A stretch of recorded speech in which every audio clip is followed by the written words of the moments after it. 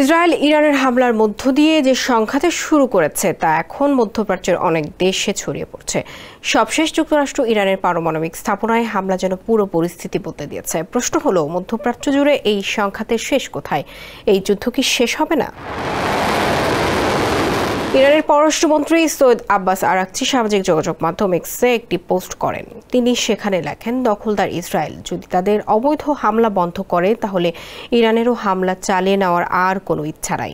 তিনি ইসরায়েলকে ইরানের সময় মঙ্গলবার ভোর 4টা পর্যন্ত সময় বেঁধে দিয়েছেন।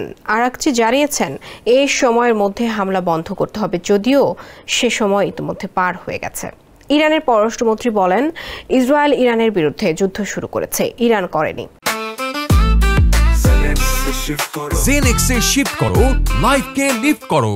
এখন পর্যন্ত যুদ্ধবিরতি নিয়ে কোনো চুক্তি এবং হামলা বন্ধের সিদ্ধান্ত হয়নি, কিন্তু যদি বেঁধে দেওয়ার সময় ভোর 4টার মধ্যে ইরানের মানুষের ওপর ইসরায়েলের অবৈধ হামলা বন্ধ হয়, এরপর তেহরানের আর যুদ্ধ চালিয়ে যাওয়ার ইচ্ছা নেই। আমাদের সামরিক হামলা বন্ধের চূড়ান্ত সিদ্ধান্ত পরে নেওয়া হবে, যদিও এ বিষয়ে ইসরায়েলের পক্ষ থেকে কোনো কিছু জানানো হয়নি।